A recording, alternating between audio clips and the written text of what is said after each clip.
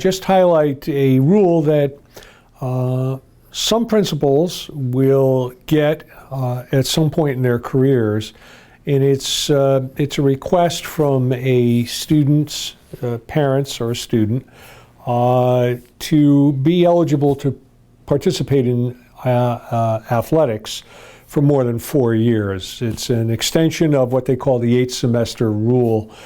And basically, a review of it is this: a student has 4 years to complete high school and 4 years of eligibility to play sports from the time they enter as ninth graders for the first time. It doesn't count that they may be a ninth grader for the second year in a row and then get an extension. They only have 4 years, and the clock starts ticking when they become ninth graders for the very first time. There is a hardship waiver, and we have heard several cases. Typically, we hear 5 cases a year, and we're also aware that many times cases never even get to us. The principals deal with them after they consult with this office.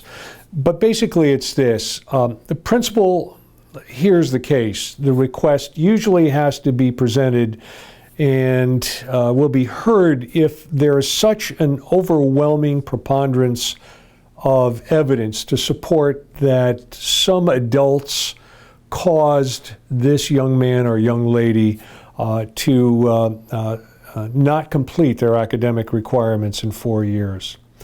You should also know, principals, that no student, we may grant eligibility for a 5th year, but no student ever is granted the opportunity to play a 5th year of a sport. In other words, a student who comes and has played soccer for 4 years gets the 5th year of eligibility, cannot play soccer for the 5th year.